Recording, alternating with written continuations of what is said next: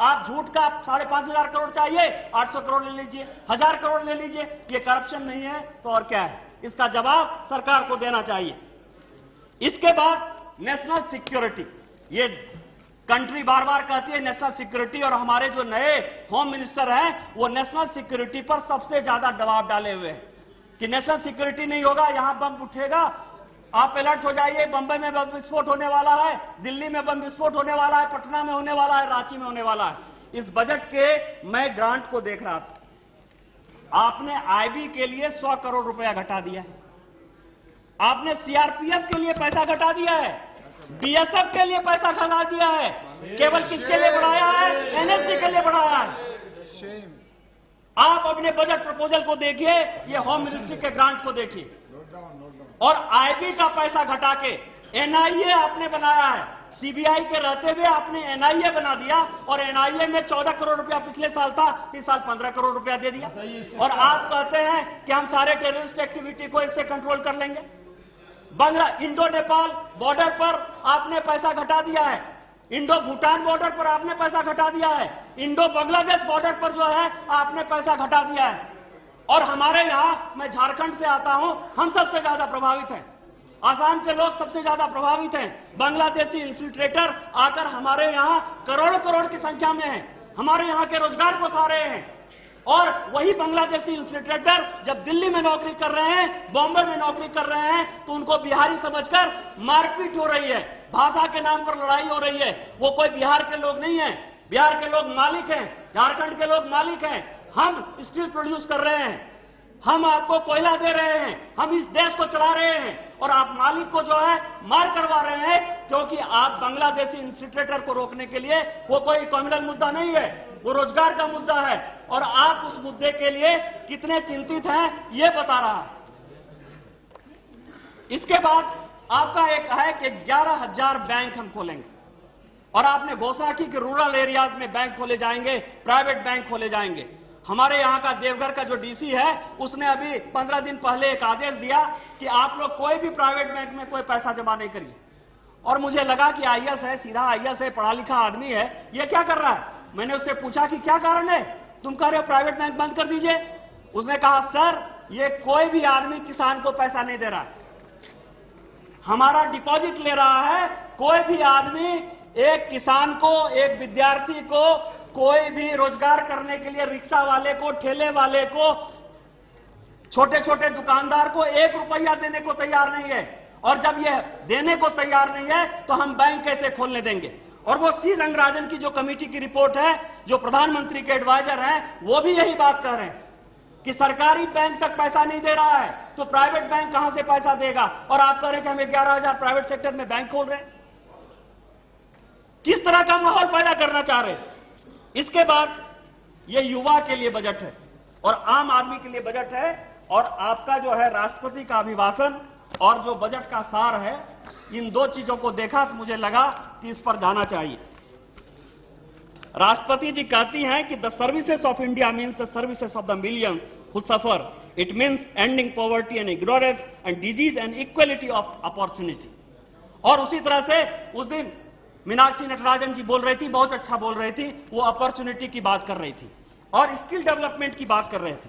और मैं जब बजट पढ़ रहा था इनका कि युवाओं को स्किल डेवलपमेंट होना चाहिए, आम आदमी को स्किल डेवलपमेंट होना चाहिए, क्योंकि आपने महात्मा गांधी को कोट किया है अपने की फीचर्स में। आप कहे हैं कि just as the universe is content in the self, so is India content in the villages. और आपने कहा है कि हम स्किल डेवलपमेंट पर जो है बहुत खर्चा करना चाहते हैं। Prime ministers council on national skill development has let down the core governing principle for operating strategies for skill development. The council has a mission of creating 50 crore skilled people by 2022. Of these, the target of the National Skill Development Corporation, which has started functioning from October 9, is 15 crore. 15 crore में आप क्या कर रहे हैं कि 10 lakh skilled man power at the rate of 1 lakh per annum. यदि 2022 को भी माना जाए तो 12 साल में कितने लोग आएंगे? आप ही का यदि आंकड़ा माना जाए, आप ही का बजट स्पीच यदि माना जाए, तो आप बताइए कि कितना होगा। 1 साल में 12 लाख और 12 साल में 1 करोड़। और आपका टारगेट क्या है? आप कहते हैं कि 15 करोड़। तो ये आंकड़ों की जगलरी नहीं है तो क्या है, इसका आप खुलासा करेंगे। और उसमें यूथ को कौन सी अपॉर्चुनिटी मिलने वाली? एजुकेशन के लिए हमने देखा आपके बजट में कोई नया आईआईटी नहीं खोलना है, कोई नया आईआईएम नहीं खोलना है, कोई स्कोप नहीं है उसके लिए। आप जिस सर्व शिक्षा अभियान की बात कर रहे हैं उसमें 80% पैसा जो है केवल टीचर के सैलरी और इंफ्रास्ट्रक्चर पर दे रहे हैं। उनके पढ़ाई के लिए, उनके घूमने के लिए, उनके आरएनडी के लिए आपने एक भी फैसिलिटी क्रिएट नहीं की है। यदि 80% पैसा आप उसी में इन्वेस्ट कर रहे हैं तो वो किताब कहां से पढ़ेंगे? आप कौन से यूथ की बात कर रहे हैं? किस युवा वर्ग को आगे बढ़ाने की बात कर रहे हैं आप? इसके बाद युवा को क्या चाहिए?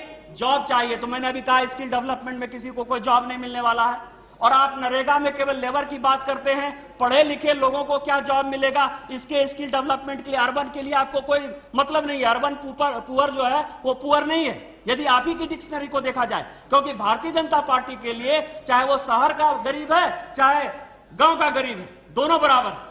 लेकिन यदि आप उसको अलग अलग करना चाहते हैं तो आपके लिए उसके लिए क्या स्कीम है? और उसके बाद मान लीजिए किसी तरह से जॉब आ जाए और आप युवा भारत की कल्पना करते हैं तो युवा को क्या चाहिए? उसको लगता है कि सबसे पहले हम गाड़ी खरीद लें, सबसे पहले गाड़ी खरीद लें। इस बजट में क्या होता है? गाड़ी का दाम सबसे पहले बढ़ जाता है और हाउसिंग सेक्टर में वो इतना अफोर्ड ही नहीं कर पा रहा है क्योंकि उसके पास इतना पैसा ही नहीं है कि वो हाउस खरीदे। और मान लीजिए खरीदना भी था तो आपने उसका ऐसा टैक्स प्रपोजल बनाया कि उसका रेट बढ़ गया। तो युवा के लिए आपने इस बजट में क्या दिया, ये आपको सोचने की बात है। इसके बाद आप कहते हैं कि इस देश का विकास तब होगा जब कोल होगा। कोल में माननीय यशवंत जी ने कहा कि 50 रुपया आपने टैक्स लगा दिया। ई ऑक्शन हो रहा है यशवंत जी कोल का, और बहुत अच्छा सुनने में लगता है कि बड़ा ट्रांसपेरेंट सिस्टम हो रहा है, कोल का ई ऑक्शन हो जाएगा। मुझे भी अच्छा लगता है। लेकिन जब आप नॉमिनेशन बेसिस पर कोल देते थे तो ऐसा होता था कि वो 13% फ्री पावर देता था। 35% पावर वो किस रेट पर बेचेगा ये स्टेट तय करती थी। आज आपने मार्केट को ये चार्ज तय करने के लिए दे दिया। यदि मार्केट तय करेगी तो इस देश में 15 रुपये, 20 रुपये, 25 रुपये, 30 रुपये पर यूनिट जो है बिजली होगी। और कौन सा आम आदमी है जो राजीव गांधी विद्युतीकरण योजना में आप उसके घर को खुशहाल बनाना चाहते हैं वो बिजली जला पाएंगे? इसका जवाब इस सरकार को देना चाहिए। ई ऑक्शन से आम आदमी को क्या फायदा होने वाला है ये देना चाहिए, क्योंकि हमारा जो स्टेट है वो एक रेस्पॉन्सिबल सोशल डेवलपमेंटल स्टेट है। सोशल रेस्पॉन्सिबिलिटी इसका एक बड़ा फैक्टर है। हम बिजनेस करने के लिए सरकार नहीं चलाते हैं, हम एक आम आदमी को खुश करने के लिए सरकार चलाते हैं। ये सरकार को सोचना चाहिए। और आपकी सरकार आम आदमी की सरकार है तो आम आदमी के लिए तो आपको और ज्यादा सोचना चाहिए। आपने अपने बजट स्पीच में कहा है दो चीजें।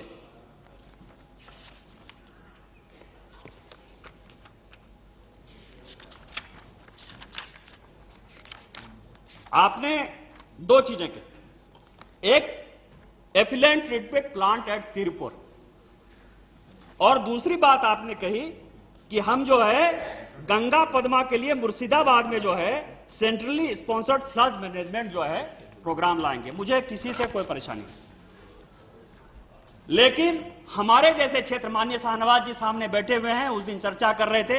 हम जिस क्षेत्र से आते हैं, ये भागलपुर से आते हैं, भागलपुर सिल्क इंडस्ट्री का केंद्र है। और मैं गोड्डा से आता हूं, भगैया में जो है सबसे ज्यादा सिल्क प्रोड्यूस होता है, रॉ सिल्क सबसे ज्यादा प्रोड्यूस होता है। माननीय कीर्ति जी बैठे हुए हैं, उनका जिला है वो गोड्डा। हमने बार बार लिखा, एक साल से लगातार लिख रहे हैं।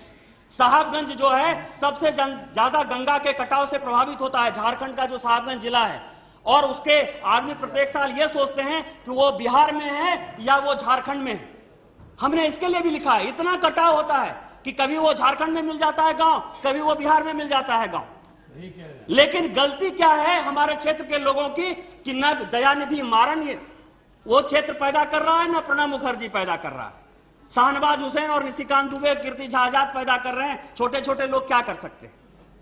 उनकी, उस गरीब आदमी की यही परेशानी है कि वो एक बड़ा नेता पैदा नहीं कर पा रहा है जो आपके डिक्शनरी के लिए सूट करता हो। इसीलिए भागलपुर में, भगैया में सिल्क के लिए कोई क्लस्टर नहीं बन सकता, उनके मार्केटिंग की कोई सुविधा नहीं हो सकती, वीवर के लिए कोई फायदा नहीं हो सकता। और गंगा का कटाव जो साहबगंज जिला है, उसके सांसद देवीधर बेसर